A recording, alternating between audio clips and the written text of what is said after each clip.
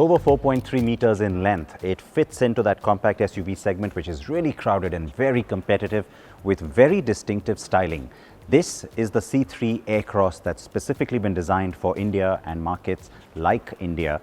And it's not the same as the C3 Aircross that's been traditionally selling in the European market. That's a smaller car. This one is nice and big. It's got the proportions for the segment. It's got the 200 mm of ground clearance. It's got the very typical styling when it comes to the wheels, or of course the face with the LED styling element and the big Citroën logo. And the other thing that's very specific to Citroën has always been the two-tone roof. All its Aircross SUV products are marketed with that as a very big USP. It's not new to India in that sense, but yes, the white with this blue certainly looks very striking. Now there's a few more tricks that Citroën has on the inside, especially one really big USP.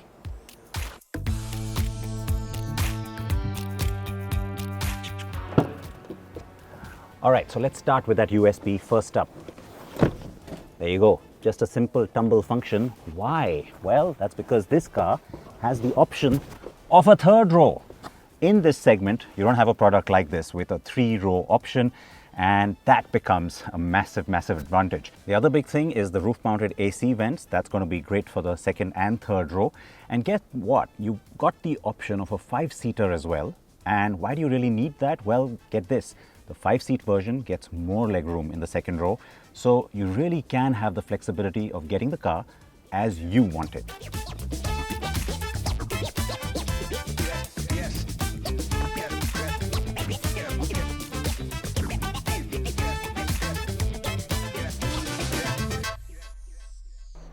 So let's get to know the C3 Aircross a little bit better. There's lots about this car that is going to excite the market.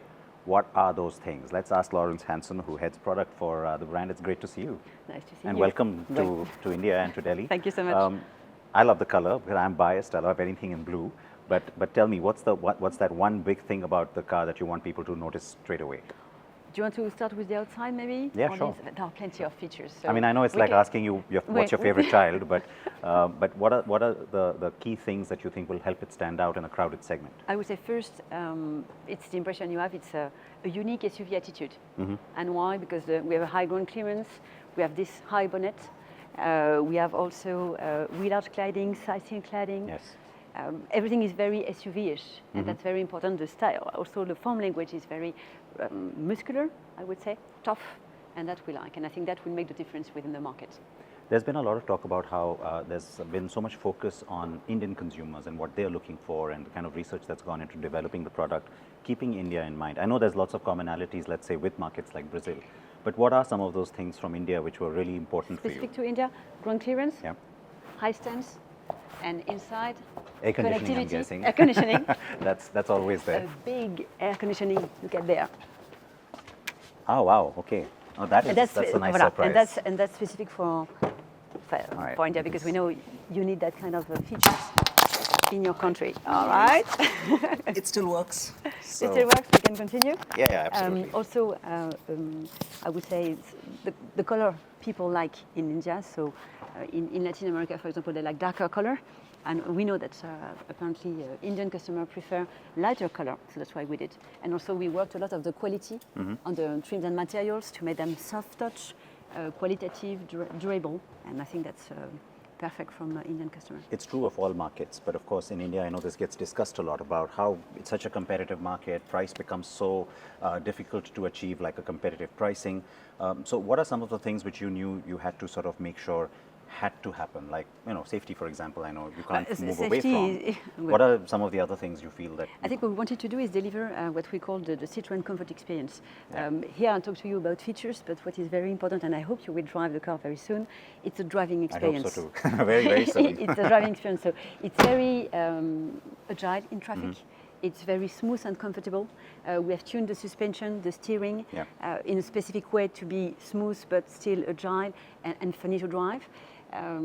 That's very Citroën. I think that experience is very important for us to bring to Indian customers and to be different from competitors.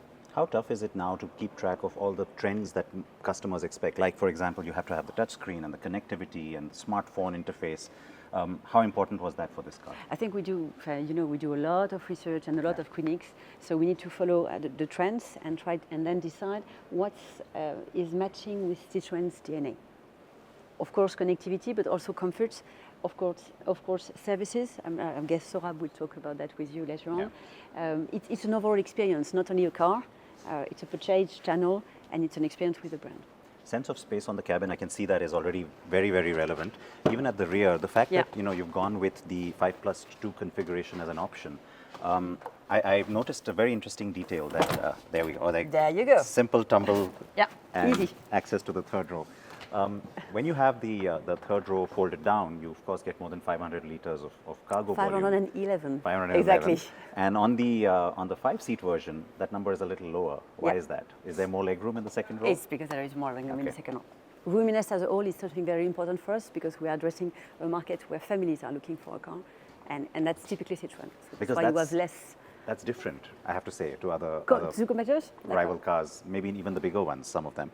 And the point about making it flexible, having the 5 and also the 7-seater version, was that always sort of important? It came from the clinic we had because people were saying now, all the more in India.